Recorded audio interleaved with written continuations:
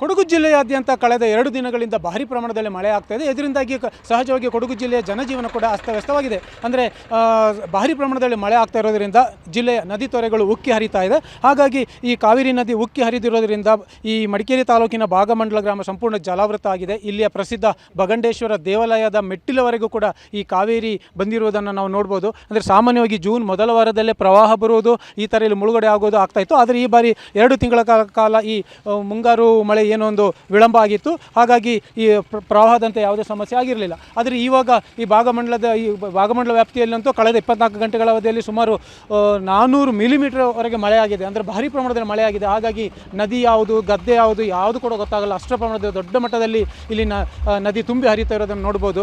ಇನ್ನು ಈ ಭಾಗಮಂಡಲದ ಇಲ್ಲಿ ಏನು ತ್ರಿವೇಣಿ ಸಂಗಮ ಇದೆ, ಇನ್ನು ಇಲ್ಲಿ ಈ ಸೇತುವೆ ಮೇಲೆ ಪ್ರವಾಸಿಗರು ಕೂಡ, ಇಲ್ಲಿ ಮೇಲ್ಸೇತುವೆ ಇದೆ, ಈ ಮೇಲ್ಸೇತುವೆ ಕೆಳಗೆ ಸಂಪೂರ್ಣ ಜಲಾವೃತ ಆಗಿರೋದ್ರಿಂದ ಕೆಳಗಿನ ಹಳೆಯ ರಸ್ತೆಗೆ ಸಂಪರ್ಕ ಕಡಿತಗೊಂಡಿದೆ. ಅಂದರೆ ಭಾಗಮಂಡಲದಿಂದ ವಿರಾಜಪೇಟೆಗೆ ಅಥವಾ ತಲಕಾವೇರಿಗೆ ಹೋಗುವಂಥ ರಸ್ತೆ ಸಂಪರ್ಕ ಬಂದಾಗಿದೆ. ಆದರೆ ಫ್ಲೈಓವರ್ ಇರೋದ್ರಿಂದ ಫ್ಲೈಓವರ್ ಮೇಲೆ ಎಲ್ಲರೂ ಕೂಡ ಇಲ್ಲಿ ಓಡಾಡ್ತಾರೆ. ಹಾಗಾಗಿ ಇಲ್ಲಿ ಫ್ಲೈಓವರ್ ಮೇಲೆ ಬರುವಂಥ ಪ್ರವಾಸಿಗರು ಕೂಡ ಇಲ್ಲಿ ನಿಂತು ಒಂದು ಈ ಫ್ಲಡ್ಡನ್ನು ಈ ಪ್ರವಾಹವನ್ನು ವೀಕ್ಷಣೆ ಮಾಡ್ತಾ ಇರುವಂಥ ದೃಶ್ಯಗಳನ್ನು ಕೂಡ ನಾವು ನೋಡ್ತಾ ಇದ್ದೇವೆ. ಇನ್ನು ಈ ಕಡೆ ಈ ಕಾವೇರಿ ತ್ರಿವೇಣಿ ಸಂಗಮ ಏನಿದೆ ಅದು ಕೂಡ ಸಂಪೂರ್ಣವಾಗಿ ಜಲಾವೃತ ಆಗಿದೆ. ಈ ತ್ರಿವೇಣಿ ಸಂಗಮ ಇಲ್ಲಿ ಏನೊಂದು ಆಲದ ಮರ ಕಾಣ್ತಾ ಇದೆ, ಅಲ್ಲೇ ತ್ರಿವೇಣಿ ಸಂಗಮ ಇರುವಂಥದ್ದು. ಅಂದರೆ ಸ್ನಾನಘಟ್ಟ ಇದು. ಇಲ್ಲಿ ಬಂದು ಪಿಂಡ ಪ್ರದಾನ ಮಾಡಿ ಭಕ್ತರು ಇಲ್ಲಿ ಬಂದು ಒಂದು ಪುಣ್ಯ ಸ್ನಾನವನ್ನು ಮಾಡಿ ಆ ನಂತರ ದೇವರ ದರ್ಶನಕ್ಕೆ ಹೋಗ್ತಾರೆ. ಇನ್ನು ಇದರ ಪಕ್ಕದಲ್ಲಿ ಇರುವಂತಹ ಈ ಉದ್ಯಾನವನ, ಈ ಕಳೆದ ವರ್ಷ ಒಂದು ನೂತನವಾಗಿ ಒಂದು ಉದ್ಯಾನವನ ಕೂಡ ಮಾಡಿದರು. ಆ ಉದ್ಯಾನವನ ಕೂಡ ಸಂಪೂರ್ಣವಾಗಿ ಮುಳುಗಡೆ ಆಗಿರುವಂಥದ್ದು. ತ್ರಿವೇಣಿ ಸಂಗಮ ಜಲಾವೃತ ಆಗಿರೋದ್ರಿಂದ ಇವಾಗ ಇಲ್ಲಿ ಪಿಂಡ ಪ್ರದಾನ ಅಥವಾ ಪುಣ್ಯ ಸ್ನಾನ ಮಾಡಲಿಕ್ಕೆ ಇವಾಗ ಅವಕಾಶ ಇಲ್ಲ.